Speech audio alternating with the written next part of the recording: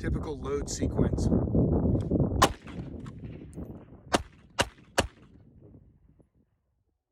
your surroundings. Make sure you're seen safe. I like to bring my primary up and see what I'm dealing with ahead of time. Old mags out, new mags in, drop bolt, safety's back on, and I'm done. Let's talk about transition. When do you transition from your rifle to your pistol? Meaning, what yard line, what conditions? For me, if I'm running a pistol, and this is going to depend on, of course, backdrop, I know that I can do some safe engagements as long as there's nothing in the backdrop, at least out to 50 yards. Now, once I start getting beyond 50, yeah, can I keep something back at 100? I can, but I know that I'm more effective, more accurate, and more lethal with my rifle.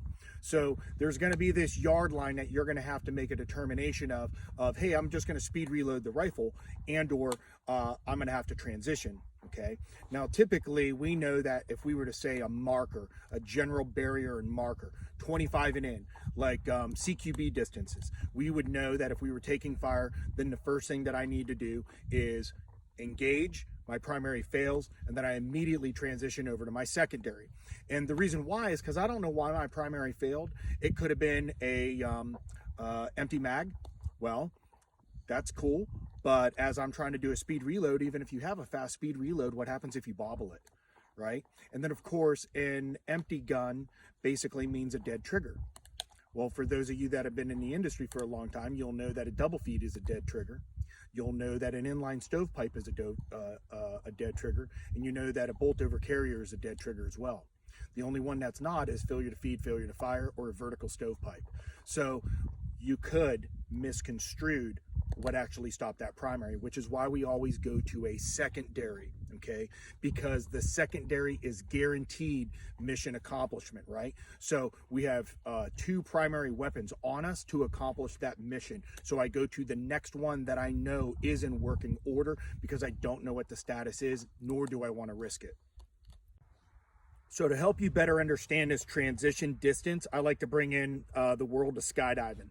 In skydiving, we have a main canopy, which is like our primary rifle, and then we have a reserve, which I look at as our secondary. Now, typically, we get out of the plane at 13,000 feet, and it's about 50 solid seconds until we get down to where we need to pull pins and throw our main canopy. So I'm going to give you kind of two scenarios, and I'm going to relate it back to shooting. Scenario one is I go to get out of the plane, and instead of getting involved in free fall today, it's big puffy clouds. I'm going to throw some tunes on, and I just want to just chill out up in the air for a while, and it's going to take me a while to get back down. So nevertheless, I jump out of the plane, and I immediately grab and pitch. And that's when a problem exists. I end up having a malfunction. I have a partially open canopy. The question is, do I pull my reserve handle right now? Or do I have time to deal with this particular malfunction of why my primary stopped? So as an example, that would be like a gunfight's happening 400 yards away, your primary stops. Do I pull my secondary? No, it's not going to be smart to pull my secondary because distance gives me time. Just like distance off the ground, now I know I already have 45 seconds to 50. I've got it partially open, but it's still malfunction. I'm going to work the problem because I minimum have 45 seconds in which to do it. Again, distance gives me time. Scenario two, pilot takes off in the plane. We get up to about 1,800 feet. Alarms go off, and he tells everybody to bail. I jump out of the plane, grab my main again, I pitch it, another malfunction. So the difference now is, do I work it? Do I have distance off the ground, which gives me time? I'm going to say no in this case because I'm starting to read people's shirts. So you know what I'm going to do? I'm going to slick the handle on my reserve, and I'm going to get a good canopy over me at this point. The same is what we do in CQB. The moment in which I'm in a close proximity engagement and my primary weapon fails, I need to slick the handle on my reserve, which is my handgun at this point, and stop any further damage from happening to me. So whether we're skydiving, right, and we have distance to work the malfunction, work it at the distance, okay? Because distance gives us time. If we're up close and personal, then we don't have that time. We don't have that luxury, which means now we need to go immediately to our reserve and, or in this case, our secondary. We talked about the use of the sling in other videos when it came to long range shooting or intermediate shooting. But when I'm up close and personal, because I want to be able to move this from one shoulder to another, and not only that, but be able to speed reload and clear malfunctions, whenever I'm close, I drape it around my neck. Pro and con to this though. What happens is if you're the type of person who likes to try to stow the gun and get it out of the way, the moment in which you do this, it generally is right back in front of you, which means it's a complete waste of your time. However, it does change just a little bit if your arm's in the sling. But what I was covering before with the use of the sling is that if my arm's in a sling, it's usually for a distance shot. And when I got to break the gun down to do a speed reload or to clear a malfunction, this thing's tight, and most of the time I've got to pull the arm out in order to perform it. Let's just say though your arm is in the sling. It does allow you another way in which to transition, which is where this hand's coming down, the gun's out and around, and now it's out of my way. Word of caution, if this is what you choose to do, right? And everybody's gonna have their likes and dislikes about things.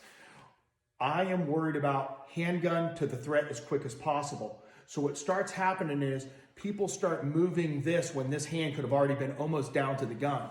And then this generally costs time.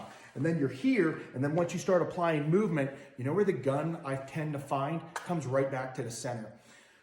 So my point is that moving the gun in this position, I do not want my hands to go like this when this hand should be going for what? The handgun. And that's where we have to be very particular and very cautious with technique. Now, if we're able to accomplish it with just this hand, while this hand goes to the handgun, then that's a really good happy medium between the two in bridging the gap. But then I would ask you to do this. Run just a few feet, just a quick sprint, and see if this gun doesn't end up back in front of you. And if it does, why are we putting it over here if it's going to end up over here? So again, there's many different techniques that are out there. You have to choose what's best for you, that makes sense for you and your lifestyle. Different ways in which to transition: ejection port out,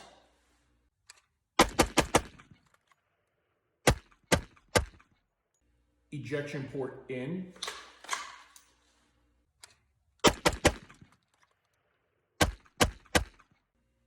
twisting the gun in the attempt to get it out of the way,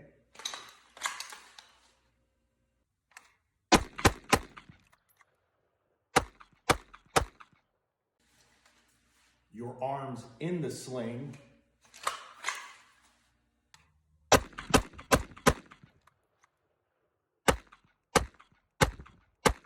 everybody differs in the techniques that they like to teach. For me, my objective is if I have to transition, then that means I'm generally close. And if I'm close, that means I'm in an active engagement with my rifle. They're engaging me, I'm engaging them, and my weapon stops. So my thought process is the only way to stop round number 2, 3, 4, 5, 6 from coming out of their gun is to grab my reserve that we talked about earlier, pull this handgun out, and stop that from happening. Even a great transition doesn't mean you're not getting shot. Remember, your gun was working and then stopped, while theirs is, we're gonna go under the assumption, still working. What you're trying to do is prevent further rounds from impacting you, and in doing so, we need a really quick transition. There are some intuitive things, there are some things that feel good, there are some awkwardness that starts happening with different types of techniques. So find the technique out of all the techniques that are taught out in the industry, and find the one that you're most proficient with. For me, the most proficient technique is when the gun's here, laying it straight down and immediately coming up. When I have a lot of gear on, or different types of, whether you're running war belts or whatnot, I just find that everything starts to snag. And if I just lay the gun down and get my handgun out to solve the problem, I'm generally much better off. But that's what works best for me.